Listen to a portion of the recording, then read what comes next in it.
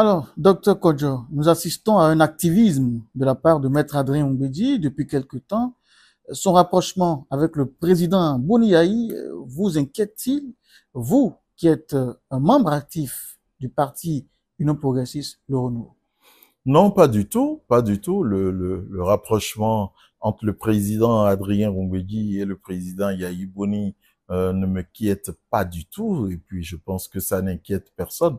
Ce sont deux personnalités, deux grandes personnalités de notre nation qui ont eu des responsabilités au plus haut niveau. Le président Boni Yahi, président de la République, le président Adrien Rumbegui, président de l'Assemblée nationale, deuxième personnalité de l'État.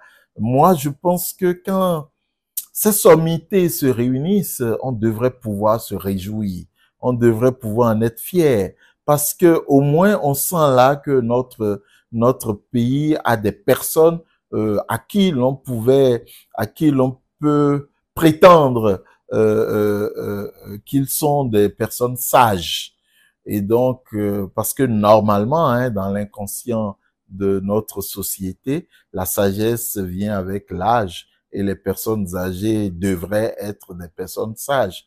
Donc, si le président Yaïboni et le président Mbeki se rapprochent, c'est certainement pour préserver la paix. C'est certainement pour faire en sorte que les acquis démocratiques continuent d'être sauvegardés. C'est certainement pour faire en sorte que le développement qui est en cours dans notre pays puisse toucher tous les horizons.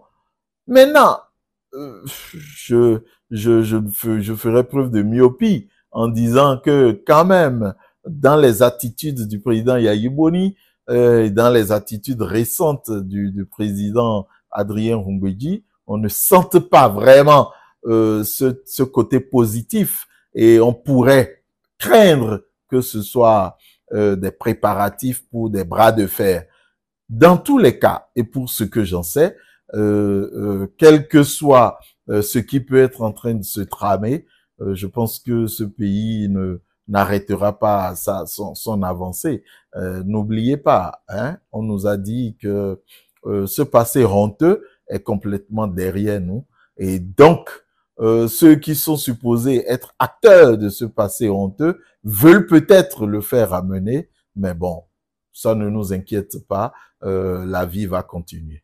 Oui, restons sur Maître Adrien Mbedi. Quelle analyse faites-vous, docteur Kodjo, de sa ligne actuelle au sein de l'Union Progressiste Le Renouveau? Pensez-vous que les SPRD se préparent à quitter le parti? Alors que les SPRD se préparent à quitter l'Union Progressiste Le Renouveau, j'ai bien envie de vous dire que ça fait leurs affaires.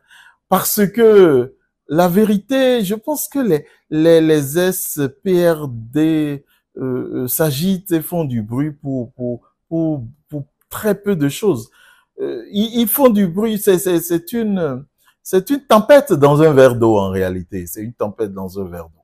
La vérité, c'est que le PRD en tant qu'entité n'existe plus. Pire encore, le PRD en tant que parti politique n'existe plus dans notre pays. Et donc, si les SPRD ont une question, un problème d'identité, j'ai bien envie de dire que, franchement, ils sont pas raisonnables du tout.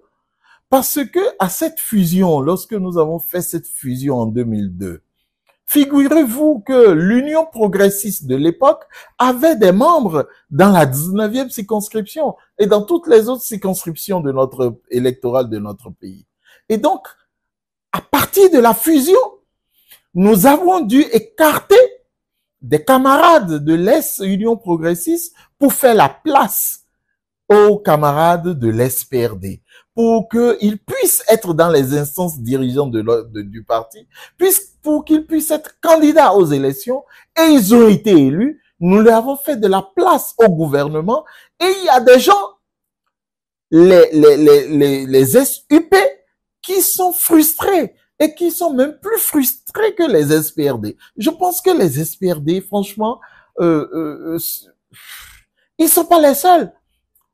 L'Union progressiste, le renouveau, est une fusion d'une centaine d'anciens partis politiques.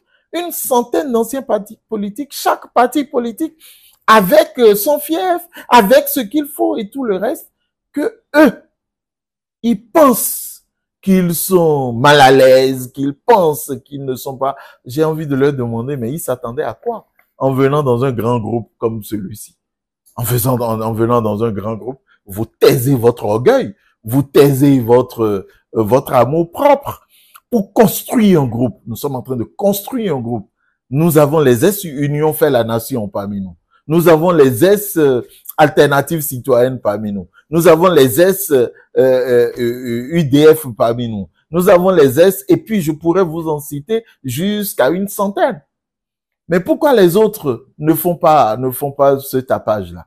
Ben parce que bon, chacun accepte de construire. Et il faut bien. Nul chemin de fleurs ne mène à la gloire, dit-on. J'ai oublié l'auteur qui a dit ça. Mais chacun accepte de perdre quelque chose pour que nous puissions avancer. Je pense que les SPRD... Alors, des gens disent que les SPRD sont en train de nous faire du chantage. C'est pas du tout du chantage. Parce qu'ils n'ont plus du tout aucune base. En fait, c'est quelques anciens membres du PRD qui ne se retrouvent, de l'ancien PRD qui ne se retrouvent pas, qui font pas du chantage politique. Moi, je pense que les SPRD font plutôt de la masturbation politique. C'est de la masturbation politique. Ils sont là, ils sont en train de faire du nombrilisme. Ils pensent. Alors, le PRD, lui, à lui seul, est allé 2 fois aux élections et n'a jamais rien rapporté, n'a pas pu soulever un seul siège. Qu'est-ce qu'ils pensent qu'ils peuvent faire aujourd'hui, alors que parmi eux, ils n'ont plus une base unie. Parmi eux, il y a des gens qui sont complètement acquis à la cause de l'Union progressiste, le renouveau, qui participent, qui n'entendent plus retourner à cette affaire et qui est concentrée seulement à Porto Novo. Non, pas du tout. Il y en a qui ne veulent plus de ça. Il y en a qui sont très bien dans le grand groupe que nous faisons. Donc, c'est pas du chantage politique. Ils se masturbent eux-mêmes politiquement. Ils regardent leur nombril. Ils pensent qu'ils sont les plus beaux. Ils n'ont rien à vendre aux démocrates ou à l'opposition s'ils se réunissent. Parce que c'est la partie congrue qui va se réunir. Alors, on m'annonce que ils veulent faire un grand rassemblement à Porto Novo de 3000 jeunes et tout. Moi, je pense que simplement, ce sont des rassemblements attentatoires à la cohésion et à la paix sociale. Et celui qui sauvegarde la paix et la cohésion sociale, ils les auront devant lui parce que rassembler 3000 jeunes sous la bannière du PRD, un parti qui n'existe plus, c'est vraiment du désordre qu'ils veulent organiser. De toute façon, nous sommes dans un pays où tout est respecté désormais et je compte sur mon administration pour les régler, pour les mettre au pas, pour qu'ils sachent que on n'est pas là à leur solde. Ils n'ont qu'à se mettre dans les rangs, ils n'ont qu'à suivre les lois de la République pour construire ce pays que nous sommes tous en train de construire sous l'éclairage très inspirant du président Patrice Talon.